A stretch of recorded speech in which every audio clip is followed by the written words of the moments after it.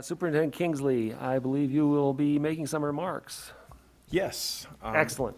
Yes, I've changed my remarks a few times. John, I have to give you credit. You threw me off. I've never seen somebody do a pop quiz in a boardroom before, and you inspired me to challenge and push the group a little bit. And I want to thank everybody for being here tonight, and members of the board, thank you again for the opportunity to address the public as well as you. You know, when I look out into the crowd here tonight, I see principals.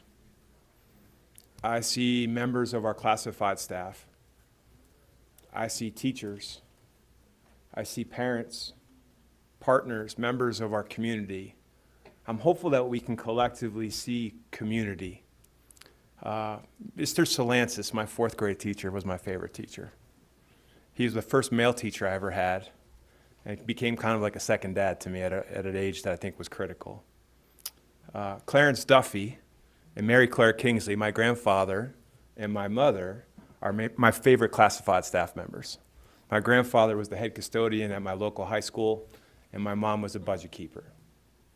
Ann McDonough was my favorite principal. She was my elementary school principal, and she acted like she was our teacher. Every kid in the school she knew by first name, knew our stories, and pervasively across all of our classrooms. That's why, to me, people like those people like you are why we celebrate you. Whether it's National Principals Day on May 1st, the poor group only gets one day, not a week. I don't know what happened there. Teacher Appreciation Week last week. This week is School Nurses Week.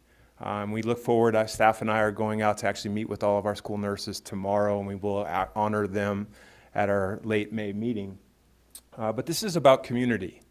I had an opportunity to participate in something that all of you probably participate just about every year. I had a chance to walk up the hill earlier today, and Kathy McKay is here somewhere.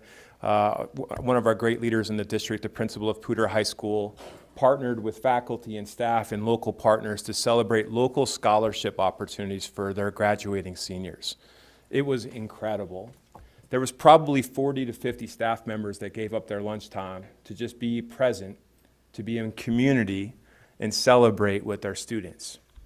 We witnessed stories of students aspiring to be electricians, to be doctors, to be scientists, to be teachers. It was incredible in terms of the story that each of the individual students told at the direction of the teachers and the school to show gratitude. They live by this story up there called Ubuntu. I'm going to chop it up to death, and I hope that I don't. But I believe what I heard Kathy McKay and the team say today is that stands for, it's an African proverb, I believe, that stands, I am who I am because we are. It's so easy, including myself, to get trapped in the I, that we forget the collective we of why we're here. The investment that we have, the most important investment that we have is our people. I think that's why you're here. That's why you're showing up today. That's why you're engaging in the democratic process, and we welcome you for that. Everything that happens in this district doesn't happen by accident. It happens by design.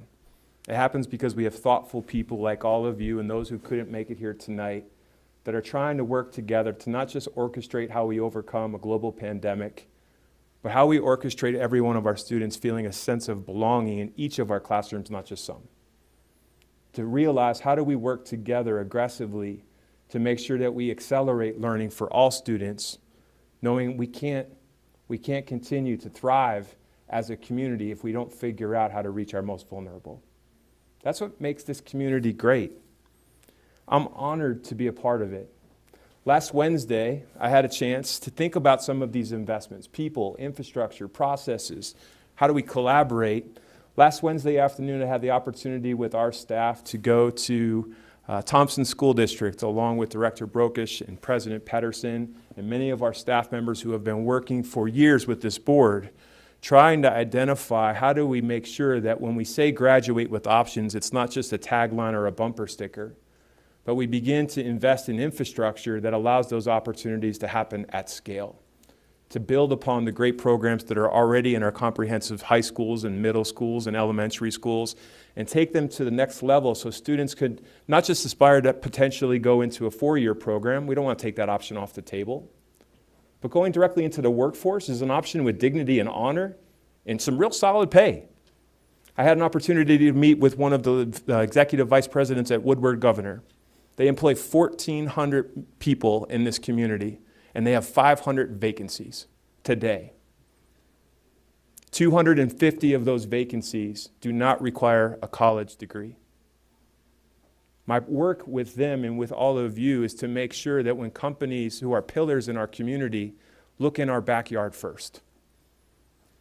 Last Wednesday, I had an opportunity to meet with Governor Polis to ask and put together a proposal in partnership with the Thompson School District to build a state-of-the-art workforce development center in this district that extends skilled trades, entrepreneurship, aviation pathways, programs that we're trying to offer in some of our schools, but being able to have an infusion of cash and money and allow an extension of additional teachers and resources that have those programs is an investment in this community.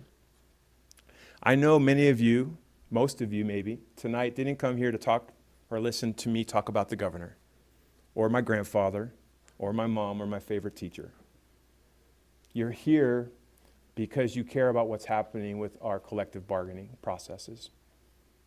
I thank you for being actively involved in that. I thank you for wanting to have a voice at the table.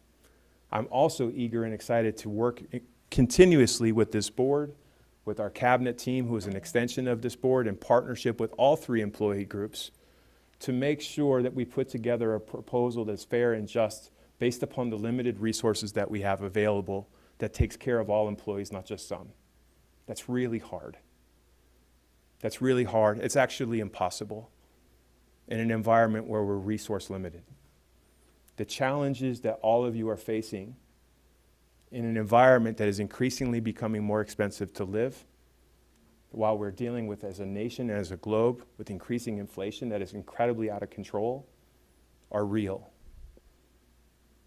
We're asking you to be caretakers of those who are vulnerable and those who come in through our doors, and we have to also figure out ways to take care of you. Otherwise, we know that you won't be in our buildings to help provide the service that you do. I am super excited about, hopefully, my greatest goal and hope is to come back to the table tomorrow with collective bargaining in the evening to continue to prioritize putting together, in partnership with all employee groups, a really sound compensation strategy that I believe members of our board is one of the most solid and strong proposals in all of Colorado. I don't say that to wave a flag and a symbol. I say that because it's what our people deserve. And I'm really grateful that we have the team and that we have listened to each other to reinvigorate our ability to take a look at our existing resources to put our people first. And I look forward to being able over the next couple of days to share more about that in partnership with the various employee groups. And I thank you all for your constant and continued support in that process. So thank you.